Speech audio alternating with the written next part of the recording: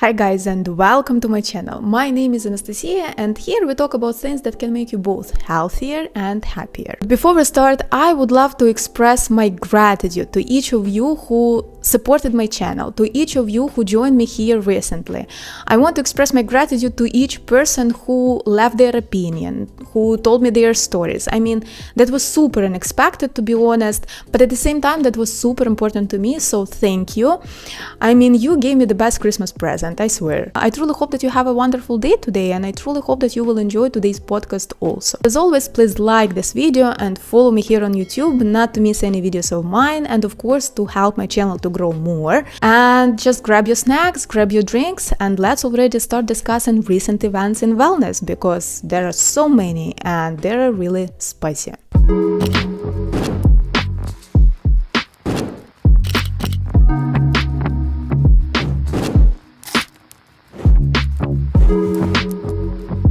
Well guys, as I said, there are so many things happened for the past 2 months, but I think we'll just start with the most groundbreaking news. A Japanese group of scientists supported by Kyoto University is about to launch a medication that will help to promote tooth growth. And that is so unbelievable. I cannot even believe that I'm pronouncing it out loud. So the trial started in September and it includes 30 men and is going to be finished in August in 2025. Why it's important to know? Because the trial will help us to understand how safe the medication is for people, because before it was used only on mice. And that trial actually was pretty successful because the medication caused creation of new teeth. Moreover, the researchers did not stop there because they decided to try their findings on ferrets, because their tooth pattern is similar to humans. And what do you think? Their medication caused amazing tooth regeneration in the ferrets. Can you believe that? Wow. They hope to bring the medication to the market by 2030, and most probably they will start with people who are missing teeth from birth. And that is so freaking crazy news. I mean, I cannot believe that we're finally talking about it. I cannot believe that it's finally possible even. That would make our life so much easier, because let's be honest, going to dentist is super expensive and not everyone can afford it,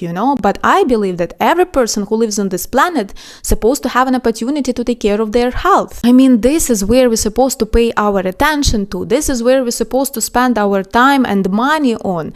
We're supposed to do something useful instead of constantly fighting, creating new conflicts, creating new problems. Finally, people are doing something useful.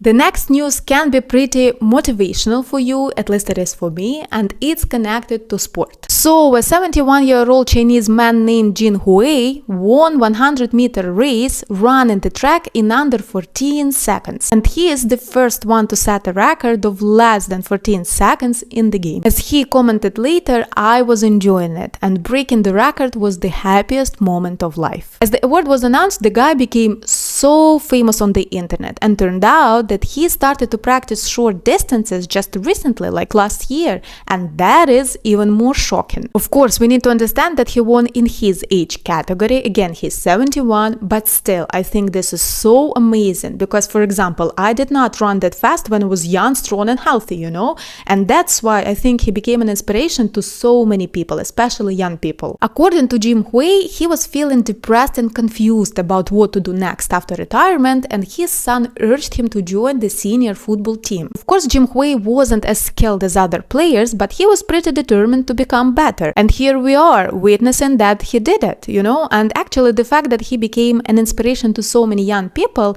according to him, gives him lots of joy and even a sense of meaning in life. This news reminded me a case from my personal life, because when I was like 15, 16, I was running every single morning. I had this favorite stadium where I was exercising, and every morning when I was coming there was only me and one more man who was in his 60s, 70s, and he was always doing some push-ups, some pull-ups, he was running, and he was so fit, and I was always admiring him, and I was always thinking, and I would love to be like him when I would grow up. I'm telling you, he was always such an inspiration to me, because I so clearly remember those days, when I did not want to go for a run, when I just wanted to stay in bed a little bit longer, but then I was laying down there and I was like, if he could do that, you could do that definitely. And I was just getting my shit together, and going. I so love this kind of stories. Why? Because we have this stereotype in the society that when you grow older, your life is finishing. And this kind of cases show us that we are so wrong, and despite your age, you can be still in love, you can travel, you can enjoy, you can be happy,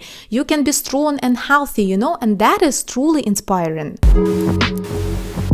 Our next news isn't so happy, and actually it's pretty concerning, and we're gonna talk about clothes and accessories. In the video about overconsumption, I already mentioned that buying hauls of clothes, accessories, makeup every other week or month wasn't good not only for our planet, but our wallet and mental health as well. And what do you think happened? Turned out that it can be pretty dangerous for our physical health also. So, South Korean authorities tested over 100 different products from Temu, Shein and AliExpress, and they found toxic substances in those products.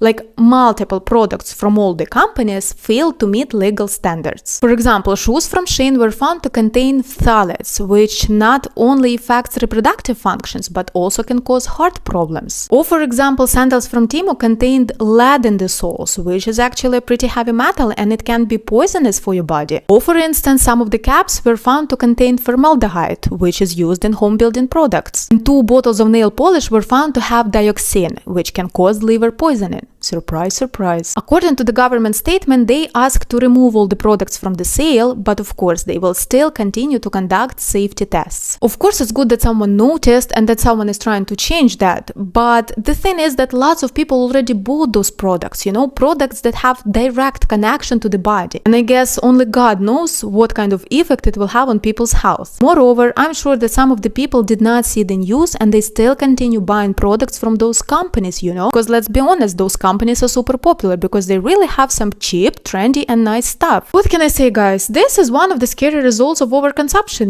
If good quality brand clothes would be more accessible and affordable for regular people, then they would not buy from cheap companies like Temu, Shein and AliExpress, Of course, it's up to us to change that, to reduce consumerism, but first of all, I think it's impossible because not every person is willing to do that. Not every person is aware, And secondly, it's such a big system, it's such a big working machine that it's just difficult to be stopped. Plus, to be honest, I think that this kind of companies can help many people at some point. Why? Because there are so many poor people who cannot afford good quality, expensive clothes. And companies like Shein, Temu, AliExpress can actually help those people, But the thing that you need to pay with your health for it, this is messed up. I don't know, what do you think about the situation? What do you think about this news? Maybe you have some solution, maybe you have your thoughts, you can share in comments. Well guys, we are moving to the last news for today, and I would love to ask you one question. Did you know that your family status has an influence on your level of happiness? According to a British behavioral scientist, Paul Dolan, unmarried and childless women are the happiest subgroup in the population, and they actually are more likely to live longer. And as the person who has kids playing behind the doors while I'm trying to make this podcast, I can totally agree on that. I will tell you even more. Recently on social media, I see more and more influencers talking about the same. The actual facts are that women who do not have children and are not married live longer than women who are married with children. They earn more money, they are healthier, they are less likely to die of suicide, less likely to report themselves depressed and anxious, and more sexually satisfied than women who are married with children. So the opposite is true of men, that married men do not outperform single men. And the reason for that is that women pour their lives into their partners. And so they literally exchange literal years of their life by pouring into their partner, uplifting their partner who will then thrive and succeed and prosper. Moreover, there is a research where they asked 7,000 women, and more than half of these women confirmed that a man is a bigger source of stress than kids. And that's why scientists suggest that by 2030, almost 45% of women will be single and childless, because they just feel safer and more peaceful alone. Have you ever heard the expression, the longer I stay single, the more selective I become?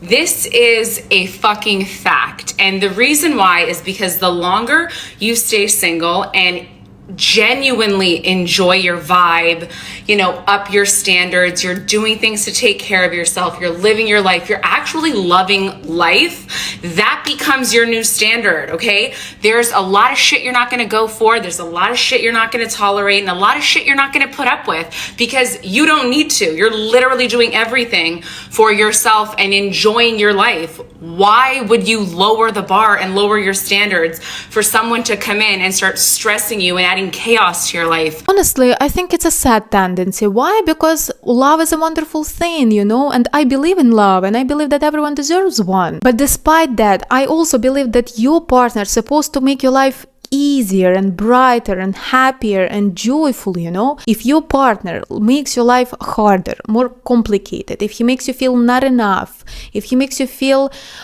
guilty all the time or whatever, if he brings you down, if he brings lots of stress in your life, then of course it's better to be alone. Of course, any relationship has its complications and difficulties, Any relationship is about work, first of all, because it's about two different persons, two different universes. But again, despite the hard work, I believe that the purpose of any relationships is to add more beautiful things in your life, more joyful things, rather than add more negative or take from you whatever wonderful you have by yourself. I'm 32 years old, and just a few years ago, I called off my engagement and ended my 8-year relationship to live as a single woman for the first time. Leading up to my breakup was the most challenging time in my life thus far, but to this day, I credit my decision to not get married as being the best choice I've ever made in my entire life. One that catapulted me into a life of independence and financial freedom by giving me the confidence to believe in myself, start my own business, and eventually quit my 9-to-5, so now I don't have to rely on anyone else for my financial security or happiness. I was in a relationship where I had to get angry to be heard, and when I was angry, I was called crazy, which is a vicious cycle that I don't wish on anyone and will never participate in again. And after building a life of prioritizing my peace and happiness, I don't want to be in a situation for even 5 minutes where I'm not enjoying myself, and marriage makes it pretty hard and expensive to leave. Looking back, I realized that even before getting engaged, I never really thought about the institution of marriage and what it means to me, but now I see that it's often an exertion of control and dominance over women who are undervalued for their labor, which is not what I choose for myself. When people already will realize that it's not okay to come into someone's life and tell another grown-up person how to behave, what to wear, what to eat, where to go, and whatsoever. And I'm so happy that more women become aware of this problem and that more women realize that they deserve to live their best happy life, that they're not animals or slaves to be controlled. Well guys, these are the news for today. If you enjoyed today's podcast, please don't forget to like this video and follow me here on YouTube. If you want to add something to my thoughts and to today's news, if you want to share your opinion, you are welcome to do that in comments. And of course, remember that you have only one life, so please love yourself and never settle for less, because you deserve the best. And of course, I wish you to have a beautiful day. Thank you for your attention, thank you for watching this video, and I will see you in the next one.